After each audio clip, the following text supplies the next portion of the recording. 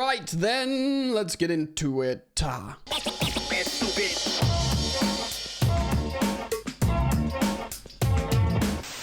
Hello friends, how's it going? Welcome back to the channel Football Therapy with me, your host Jan. I do hope you're doing well, mate. I really do hope that, genuinely and wholeheartedly.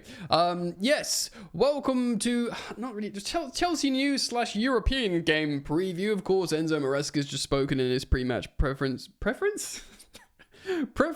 his pre-match press conference, which was great. I love this Chelsea manager, man. I do. When he was just asked the question about Chilwell, do you regret not putting him into the, the UEFA squad? Like, it was obviously a little bit of a leading question. Like, oh, you're short on left backs. You didn't sell him in the end, and now you've got him. Do you regret it? And he just goes, no.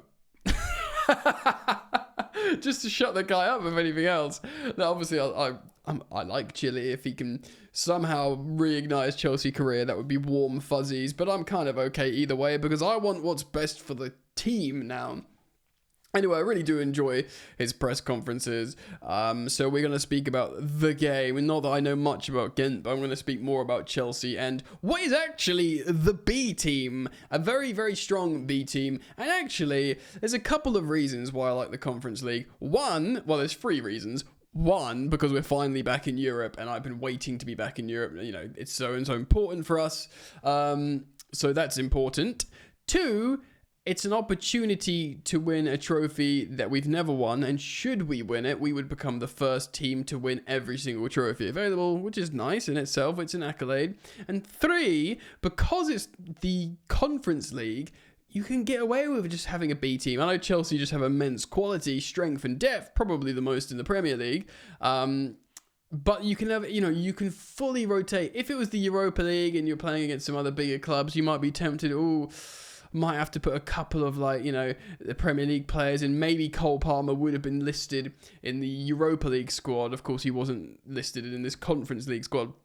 It kind of offers us this unique opportunity to really just say, yeah, it's weak enough for us to field our second strength team, which of course is very strong. And it's a very unique, if you're in the Champions League, you're not playing A team and B team. Arsenal, who beat, PSG yesterday, they played their first team. Do you know what I mean? We're completely not doing that. So it's a very unique and, dare I say, good opportunity to do stuff like that. And we're going to be discussing that today. I do want to start a little bit with this Kai Havertz comment stuff because it's made news. It's made headlines. And I think it's worth talking about. In the meantime, before we do that, thank you for joining me. Just a quick reminder to drop a like on the video if you want to support the content. Subscribe if you dig it, of course, and you feel like coming back. Then hit the bell notifications icon. And let's get into it. Alright, so Kai Havertz, he was interviewed speaking about the Champions League. Of course, he's won the Champions League. He scored that goal in Porto for Chelsea, winning Chelsea. The second most important goal in Chelsea's history, you'd have to say. And he's basically upset Chelsea fans because he was interviewed saying, yeah, it was a great feeling. I'm paraphrasing here, by the way. It was a great feeling. It was great to win the Champions League. But to do it with Arsenal would mean more. So, yeah, Chelsea was great. But if I won it with Arsenal, it would mean more. And Chelsea fans have lost their minds. Like, how he scored such an important goal, he's part of history, and how dare he undermine that and disrespect Chelsea and this, that, and the other. Look, if he wanted to be a true politician about it, he would have done what Mateo Kovacic has been saying recently about Chelsea. That I've got a lot of respect for Chelsea. I spent 5 years there. He didn't celebrate when he scored that goal. Kai Havertz celebrates. But I said it again. Look, it would have been a little bit like, if he was really clever, Kai Havertz, he would have been like, look, yeah, unforgettable moment in my career, of course, scoring that goal for Chelsea and being part of history. But, my aim I'd love to do that with Arsenal. I want to have a longer career of Arsenal than I did with Chelsea. If he sort of led up to it a little bit more, do you know what I mean? And just paid the respect to Chelsea. But the truth is, I defer to what I said before. He owes Chelsea nothing, really. He didn't grow up a Chelsea fan. We were sort of a chaotic mess in his, let's be honest, not very long time here. 2 years at Chelsea. He probably saw loads of different managers. And yeah, look, he got paid loads of money. I think he was fine. He's such a unique case. I was speaking on my Instagram. By the way, if you want to follow me on Instagram, I'm trying to plug this to remind people, if you're interested in following me on social media, that's obviously my second YouTube channel. Feel free to check that out. But @FootballYannick is my handle on Instagram. And I was doing a lot of stories yesterday speaking about Kai Havertz, saying how, like, he's kind of become this sort of, and I don't... It's kind of like meat and two potatoes centre forward because he can score headers, basically. Remember, Arteta bought him to be an offensive number 8. Frank Lampard bought him to be an offensive number 8. And then we sort of played him as an inside 10, and then a false 9, and then not. And then Arteta was like, he's wasted as a striker. Let's try and bring the best out of him. Because if you excuse this minor tangent, I did find it interesting when I was thinking about it. Kai Havertz, he's not like a number 10 like Nkunku, like very direct or like wants to play off. He's kind of like what we thought he was going to become is a player that we now know as kind of like Cole Palmer when Kai Havertz was back at Bayer Leverkusen dropping in deeper spaces.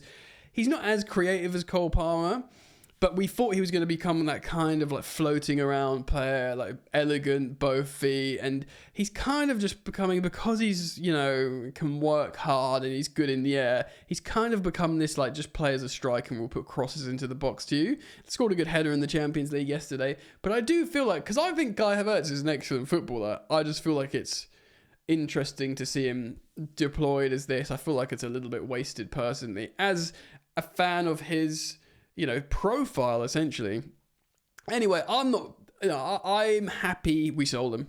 I'm happy we sold him for a few reasons, because, in hindsight, of course, because he's, well, Cole Palmer, obviously. I mean, Chelsea have got goals all over the gaff now. Sancho, productivity, Nico Jackson, and Nkunku, Cole Palmer, Noni Madueke scoring hat-tricks, Nkunku scoring hat-tricks, Palmer scoring multiple hat-tricks.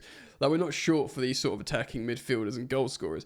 So that's fine, it salves the wound as well. But, we got a lot of money for Kai Havertz. We got £68 million, 65 raising to 68. His book value is in the 20s. We made a profit on the accounts, of course not on the sale, but on the accounts, and we alleviated ourselves of like 250k a week. And like I said, Cole Palmer's just had a pay rise to 120k a week. So in hindsight, it made a lot of sense, and I'm pleased with the sale, and it's not like he's gone to Arsenal, he's done okay, he's scored a few goals, but it's not like he's gone and been this like prolific centre forward, because he's not that proper centre forward, is he?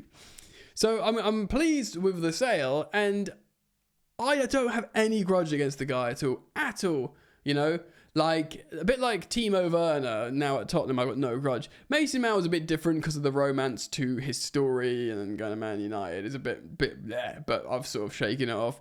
But I've got no grudge with Kai Havertz whatsoever. Like, good luck to him. He's apparently a nice guy, loves animals. I think that's a nice thing to be to be like as a human. Do you know what I mean? Maybe he could have navigated that a little bit better, but of course he's going to say that, right? He spent 2 years at Chelsea. He probably wouldn't have changed that because he won the Champions League. He got even higher wages at Arsenal after Chelsea. Do you know what I mean? It was the right path for him, clearly, yeah? Right, he's become a German international first name on the team sheet. It all was the right way to go. He got settled in London.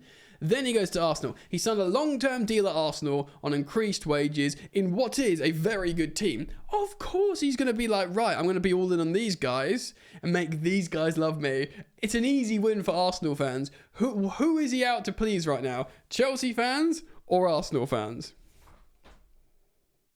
Arsenal fans. And like I said, Kovacic is a bit older, maybe a little bit more long in the tooth, knows how to navigate these things.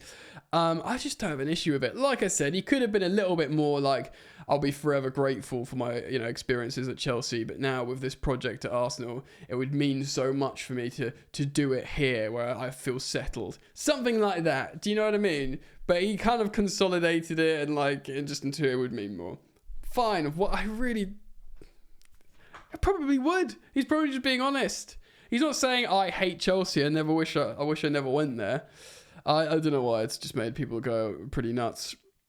It's a little bit of honesty in football as well. Do you know what I mean? Like, You got to be so careful, haven't you? No, he clearly, I don't think he hates Chelsea, but clearly he's gone to the red side. He's made his decision. He scored against us. He celebrated like a madman. Whatever it's done, I'm not holding a grudge to him. It's not like he was like one of our own and he was so important to us and then went to Tottenham. It's just not like that. He was part of this dysfunctional era of overpriced players on too high wages that wasn't ever really producing the productivity that we bought him for.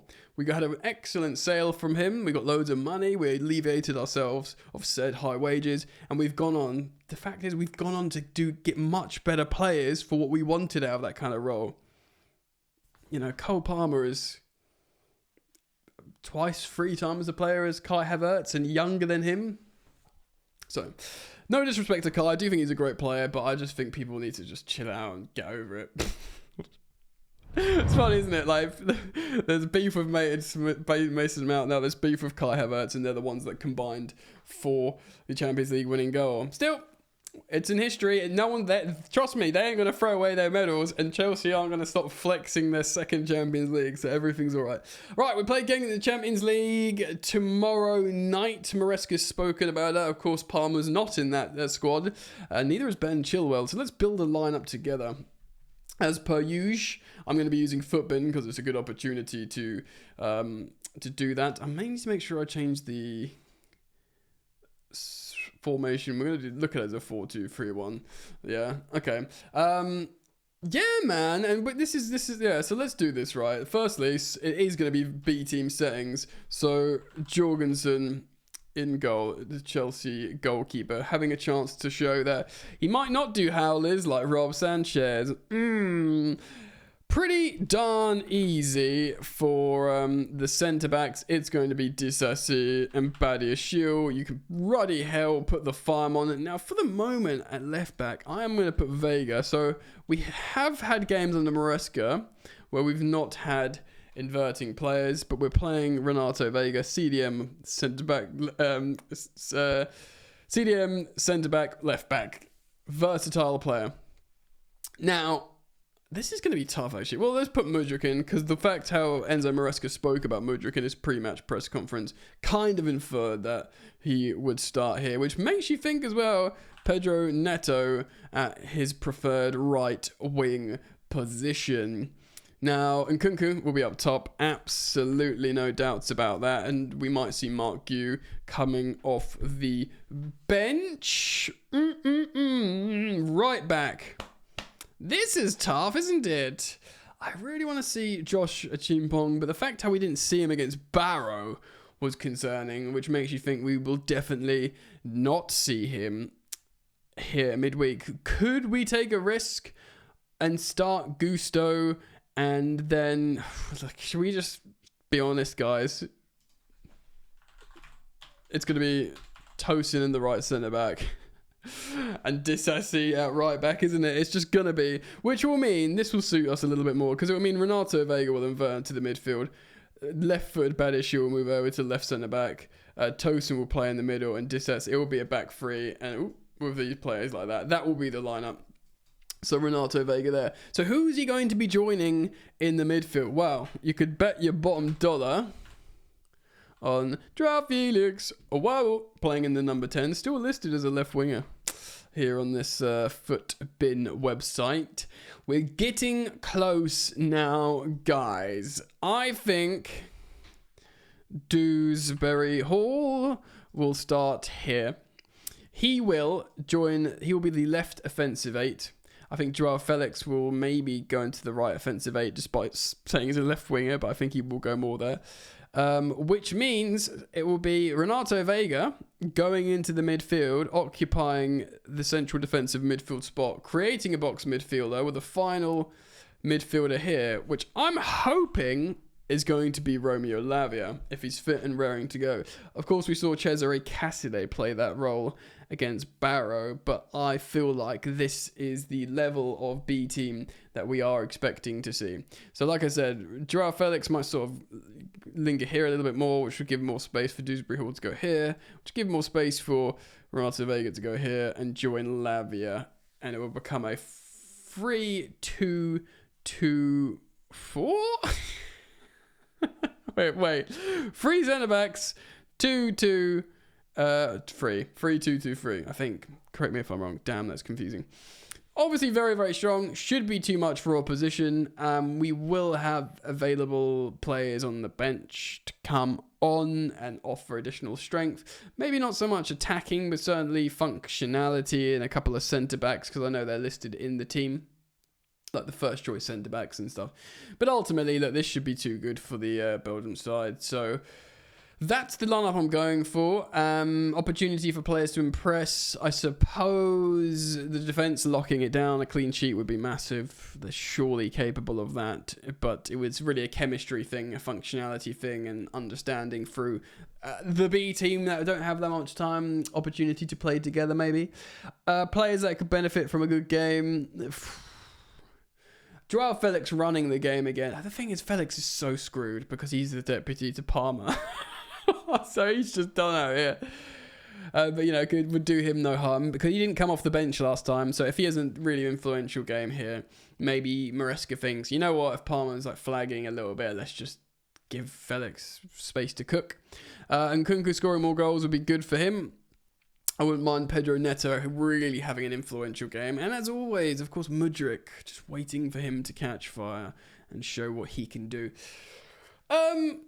Yeah, man. So, Chelsea versus Ghent. Ghent are... Let's find out where they are in the league. So they are... Ghent, thank you. They are top of they're top of the Belgium league, actually. 5 wins. Oh, no, so it's Genk. Ghent, not to be confused with Genk. I remember Courtois came from one of them. So they're third. They're third in the league. They're above Club Brugge, or Brugge, however you're supposed to say it. And we know they're a good side, operating well in the Champions League of late. But yeah, we should be winning this game at Stamford Bridge against this side. I am going to say, I do worry about clean sheet, but I'm going to be confident. We're at home. We hopefully have good support. I'm going to say 4-1 Chelsea. So I'm really going to go for it and keep the positive momentum, keep the positive news cycle about Chelsea and the story going on. As you can see, I've shaved my head, so I'm good to go. In terms of the good luck, if you know, you know. And yeah, let me know what you think. Comment your score predictions. If you feel like I've done something wrong in the lineup, let me know in the comments. And thank you for liking and subscribing. And I do hope to see you back here very, very soon. Peace.